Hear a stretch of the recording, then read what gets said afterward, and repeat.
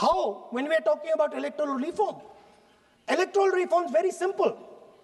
The point is, nobody wants to do it. The government doesn't want to do it. What does electoral reform require? What we've been saying. Number one, give machine-readable voter lists to all political parties 1 month before the election. That's the first step. The second step is take back the law that allows the destruction of CCTVs, CCTV footage. Very simple, not difficult. While you're doing that, also tell us what is the architecture of the EVM. Give us access to the EVM. Let our experts go and see what is inside the EVM. Till today, we have not had access to the EVM. We are not shown the architecture of the EVM. We're not physically allowed to go and see an EVM. Give us the architecture. Give us access to the EVM. And finally, please change the law that allows the election commissioner to get away with whatever he wants to do. That's all the electoral reforms you need. And I want to assure the election commissioner that they might be under the impression that this law lets them get away with it. Let me remind them, don't worry, we are going to change the law, and we are going to change it retroactively, and we are going to come and find you. Right? So this is the situation that the country is faced with. You know, everybody says to us, India is the biggest democracy. Actually, I was thinking today, we're not just the biggest democracy, we're the greatest democracy. And I'm not saying it just like that. I'm saying it, America calls itself the oldest democracy. But the democracy that weaves together the largest number of people, the largest diversity of people, the largest number of languages, the largest number of states is this. And so our most powerful asset, the thing that stitches together the entire concept of modern India, stitches together the fabric of modern India, brings people together, allows them to build this great nation, is being attacked by these people. They're destroying it. You know they're destroying it, I know they're destroying it, and they know they're destroying it. And I'd like to conclude by saying that the biggest anti-national act you can do is vote chori. There is no bigger anti-national act that you can do than vote chori. Because when you destroy the vote, you destroy the fabric of this country. You destroy modern India, you destroy the idea of India. So I'd like to conclude by saying vote chori is an anti-national act, and those across the aisle are doing an anti-national act. And the third capture of the institution that directly controls the election system of our country, the Election Commission. Now, I'm not saying this without proof. I have put forth adequate proof about how the Election Commission is colluding with those in power to shape the elections. But I want to ask 3 questions first, which will make it very clear that the BJP is directing and using the Election Commission to damage India's democracy. The first question, why is it that the CJI was removed from the selection panel of the Election Commissioner? What motivation could there be to remove the CJI? Do we not believe in the CJI? Of course we believe in the CJI. Why is he not in that room? I sit in that room. It is so-called a democratic decision.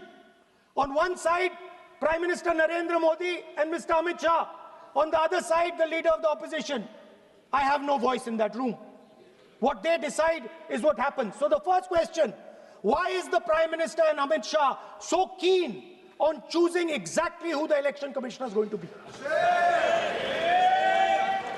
Second question, and even more devastating question. No Prime Minister has done this in the history of India. In December 2023, this government changed the law. They changed the law to make sure that no election commissioner could be punished for any action they take while they are election commissioner. Yes. Immunity. Why would the Prime Minister and Home Minister give this gift of immunity to the election commissioner? Why would they need to give this tremendous gift that no Prime Minister has given ever before to the election commissioner? Yes. Mr. Shah is looking into the ceiling. Maybe he will answer this question when he speaks.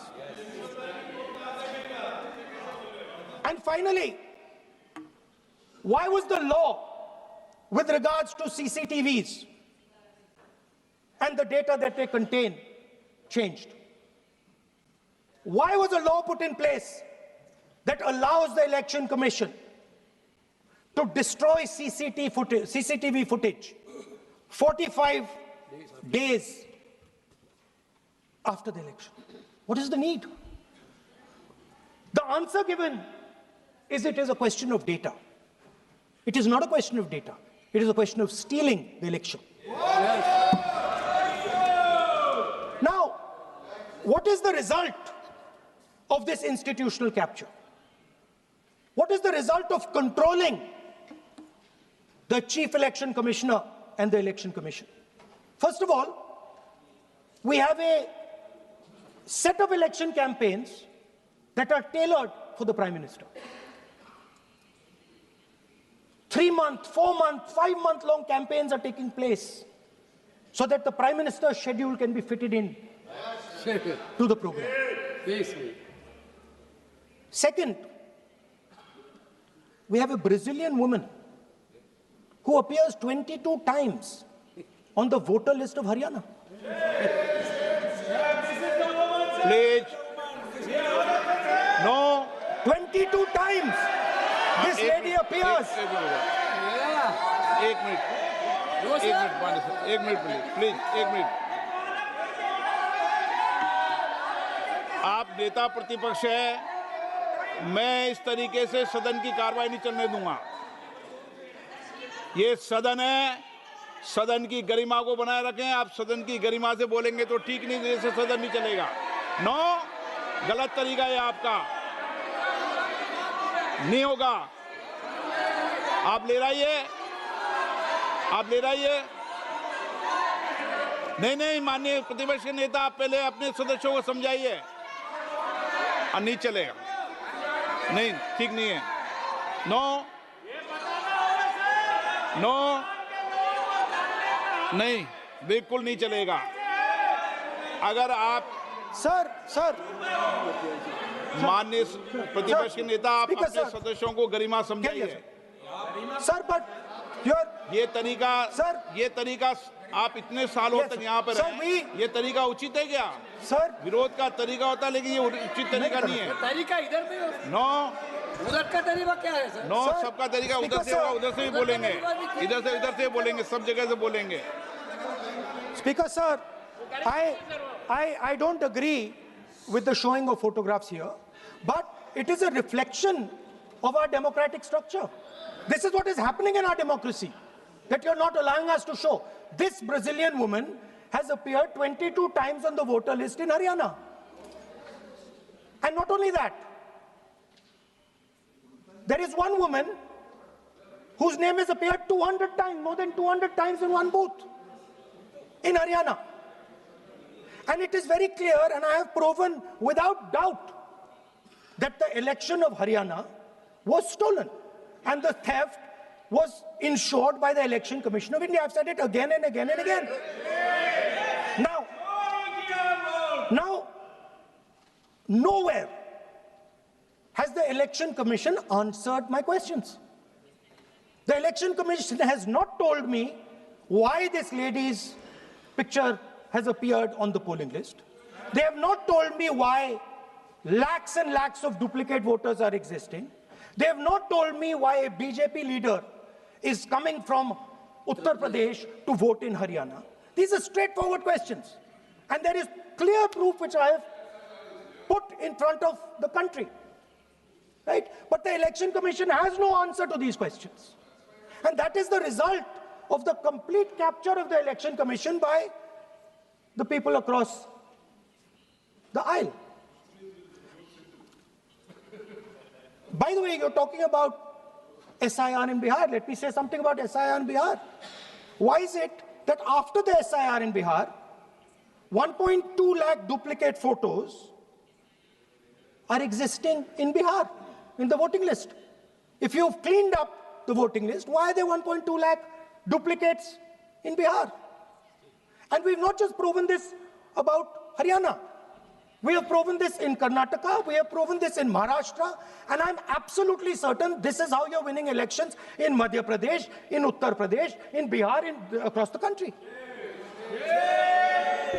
Now, so what I'm putting on the table is, it is very clear that you've captured the institution. I've shown the mechanism of that capture. I'm also showing you how the Election Commission is doing things that are completely out of line. I'm not getting any answers. Right? So now let us come to